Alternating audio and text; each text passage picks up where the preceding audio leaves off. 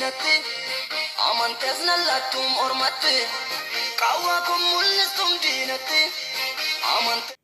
Ashamaa harka fuunee akkam jirtanii kabajamtootaa fi jaalatamtoota chaayinaa laayyaantu asallaa jedhu jalatti argamtan isiniin jechuun jaaladha. Egaa ka'aarralee viidiyoo tokkoon dhufee jira. Dhugaa dubbachuu fi viidiyoo kanatti mijateetii miti kana waraabee akka seenaa naafaa taa'u jedhee tananii. Egaa foon kun yeroo hundaayyuu ni dhufa jechuudha. Kan cheekin nagat kan jedhu kuni manatti ni qopheessa. Garuu kan qopheessu sahanii tokko yoo hagam baay'ate sahanii lama isaayyuu kiiloo tokkodha jechuudha.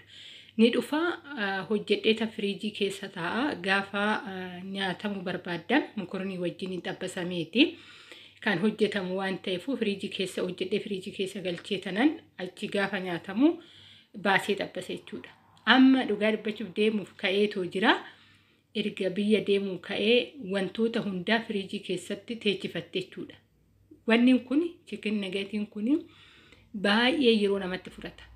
Sahaniin tokkichi kun mataa isaatti kiiloo lama qaba.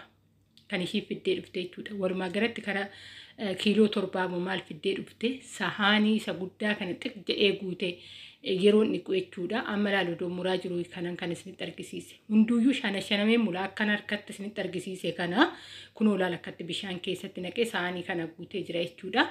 Akkatti hojjedhee tana sahanii fiddee sahanii xixiqqaatti haga guyyaa tokkoof nyaata guyyaa tokko ta'u sahaniitti naqattee dhiifama gwaantillee hin kaawwanne yookaan zafazzafu baay'ee tokko dhiifama naa godha isin jechuun jaaladhu. Obboleewwan koo dhugaa dubbachuuf harkaan hojjechuullee hin jaaladhu. Gaafa san baay'ee tokko an hojii jibbaa osoo hin ta'in akkaataa ishiin bakka humna saammannaa ishiin goote. Ani immoo yeroo baay'ee dhugaa dubbachuuf sagaleen koollee isinitti dheeratu kan viidiyoon koollee yeroo sanaan durallee fakkeessuu yookaan sobuu natti ulfaate tan beeruutti illee waggaan galu deebitee dhuftaanaan jennaan deebi'een dhufu jechuu kootirra bakka amma guyyaan koo dhumatutti deemuu jala geenyaan gatii gurguddaan kafale. Asitti illee gatii gurguddaan kafalaa jira. Sababbiin isaa deemtee deebitamu achi naftannaan hin deebi'uun jedheen. Ijoolleen hiriyoonni koo baay'ee keessan na dubbisan maaf akkana jetta galeetan deebi'an jettuun bakka sobuun baay'ee natti ulfaata dhugaa dubbachuuf. Maal akka ta'e hin beeku afaan kootitti wal na hidhee kun hojiiwwan meeqaa gatiin kafalaa jira wanni ishiin hin qopheeffanne jiru kullaal akka tasaanii kana xiqqeedhee guute jechuudha. Kana xafaxafuun isaa akkaataan itti xafaxafe isinitti argisiisne baay'ee tokko dhiifama naa godha isiniin jechuu haalan natti hin mijanne. Akkasuma immoo sammuun kiyyallee biizii ta'e. Garuu viidiyoo kana waraabeetuma akka seenatitti haa ta'u kan jedhuufa viidiyoo kana waraabe kana qofa osoo hin ta'in buftee ginillee ni jira akkuma kanatti hojjedhe kara sahanii meeqaa kan ta'u firiijii keessa galfattee jechuudha. Akkanatti naa qopheessinaan jetteetoo sahanii isaanitti naqatteetoo egaa ka humna keenya waraabaniitoo firiijii keessa galfachuun isaanitti rakkoo ta'urraa kan ka'e.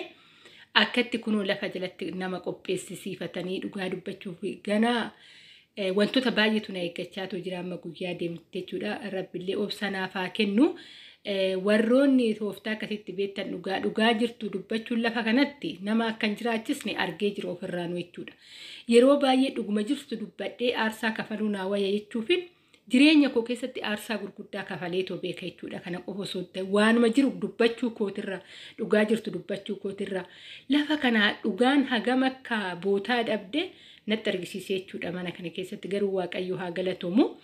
Guyyoota muraasan na hafe ji'aayyuu hin guutu amma waaqayyo waggaa jedhe agasitti illee rabbiin obsa naaf haa kennu. Isinis kadhannaa keessan keessatti na yaadadhaa. Egaa ka nama hojjettuuf fidu mana kanatti jetti. Kanaafillee ta'ee waan isaa hin beeku tariiti immoo yookaan boris hojjettuun dhuftu mana kana keessatti yoo dhuftu waan akkanaa argite shirrees waan akkanaa tan eega jechuu ta'ee yookaan immoo humnumti koo garaallee nyaatee hin beeku. Egaa ka hojii biraatillee hojiin hojjedhu viidiyoo waraabatuman anaafis akka sinatti naataa isinis immoo muuxannoo wayiirraa argattan isiniin jechuufan viidiyoo kana waraabe. Egaa ka yaada keessan immoo koomentii jalatti naa barreessa isiniin jedhaa.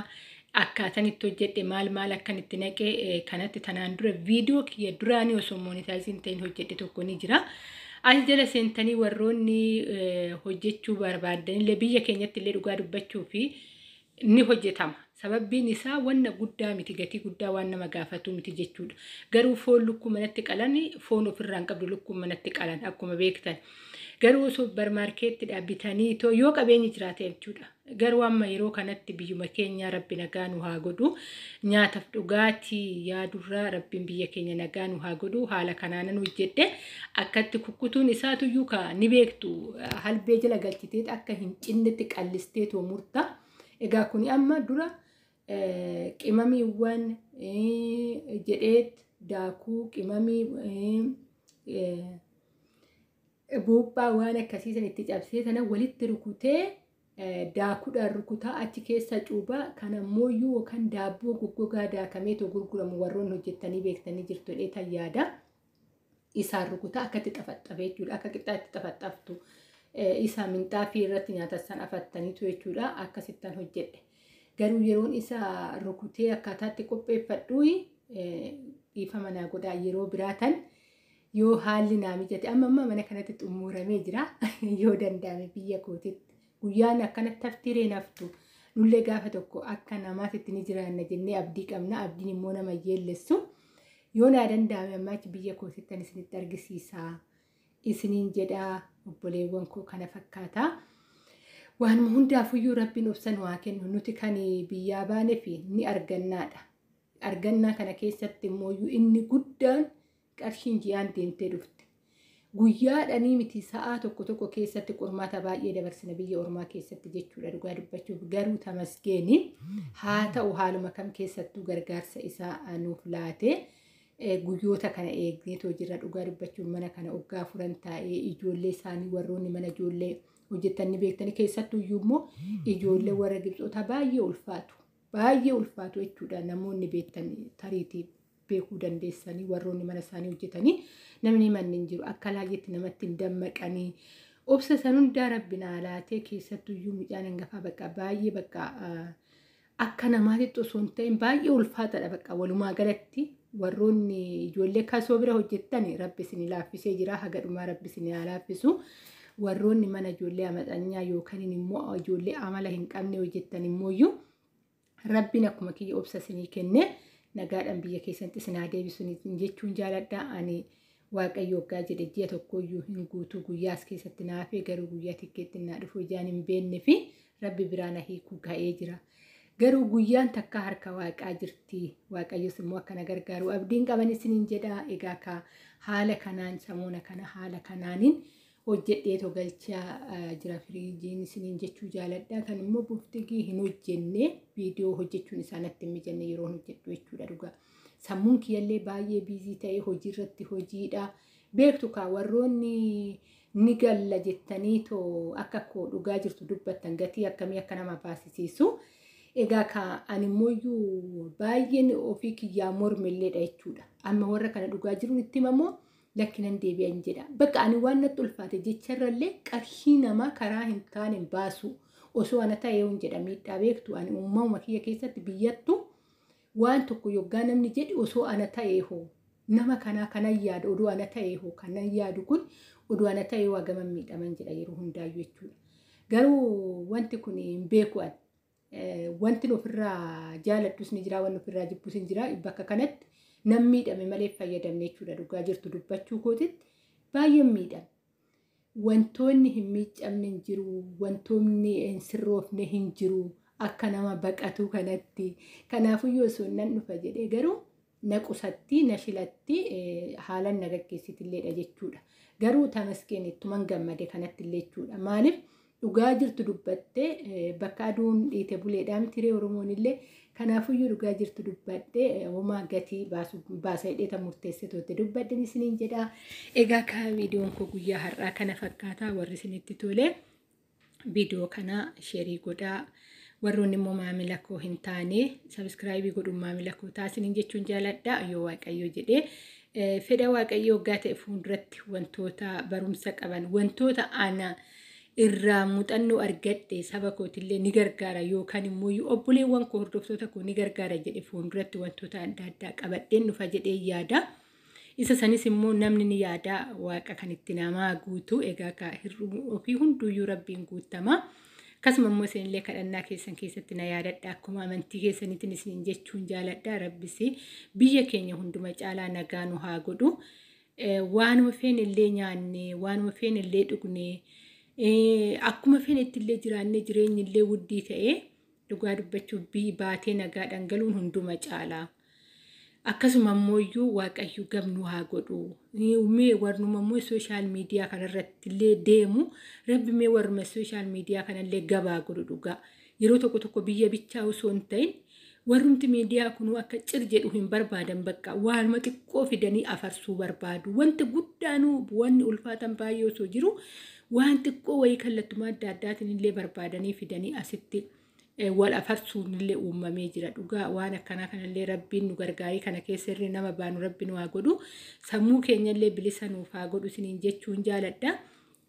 Egaa akka baay'een isin jaaladha baay'een isin kabajaa bakkuma jirtanitti nagaa waaqayyo sifaana haa ta'uun isiniin jedha. Akkasuma immoo biyya keenya keessatti amma nama feetan bira yoo haasoftan namni waan gaarii namatti dubbatu hin jiru.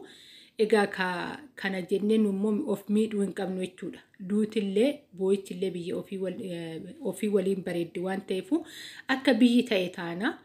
Kanaafuyyuu biyyi akkana jenneetoo karoora keenya malee biyya ormaa keessatti ummineetoo jiraachuun baay'ee rakkisaadha. Kanallee warroonni sodaattaniitillee akkatti teessan hoggaa jiraattan rabbii keessa wajjin mari'adhaa ka'aatii kara biyya keessanii galaa inni deebiseetoo immoo hojii guddaa namni hojjetullee ilaaltanii of hin cinqinaa. Ani qarshii haga kanan qabaa. Kunoo hojiin hoggaa jalqabamu wanti hunduuyyuu qaaliidha. Ani maalan godhaa ani qarshii kana qabaadhee maaliin hojjedhaa jettanii ofiin miidhinaa obboleewwan koo.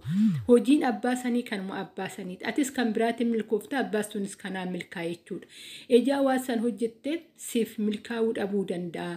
Kana yeroo baay'een dubbadhe kanarratti jechuudha. Dhugaa dubbachuuf yeroo baay'ee koomentiiwwan obboleewwan kiyyaa warroota biyya galan komentii wal fakkaataa waan barreessan waan arguufan kana irra deddeebi'ee dubbachaa ture. Biyaansi kana viidiyoo lamaa hojjedhee jira jechuudha. Waanuma keenya irratti ana ilaallata waan ta'eef waanillee shamara biyya arabaati waan ta'eef na ilaallata waan ta'eef akkuma tanaan dura isiniin jedhe wayoggaan dubbadhu ofirratti ka'eetin dubbadha ofirraa ka'eetan dubbadha ofitti simaatan dubbadha waan ta'eef kana ofitti maa dubbadhu sun namaafis barumsa ta'a waan jedhuufidha. Ofin miidhinaayin isiniin jedha anuu akka biyyi nama sodaachisuun akka wanti hundi qaala'insa ta'een maaliif hin of miidha hoggaa dhibban lafa kanarra jiraadha. Akka namni ta'e akka hawaasni koo ta'e akka namoonni naannoon ani jiraadhu ta'etti jiraatama jedheen keessaa galaa jiraan isiniin jedha obboleewwan kooyi. Egaa hagana jirullee viidiyoo biraatiin illee walitti deebinaa. Bakkuma jirtanitti nagaa waaqayyoo isiniif haa ta'u. Egaa akkuma isiniin jedhe viidiyoo kana laayikii hoggaa gootan namoota bira gahuu danda'a isiniin jedha. Yaada keessan hoggaa qabaattan qeeqnis hoggaa jiraate bakka kanatti sirraa'uu qaba jettan ta'e koomentii jalatti naa barreessaa. Turtiin afaan gootaniif guddaa isaa galatoomaa isiniin jedha. Baay'ee.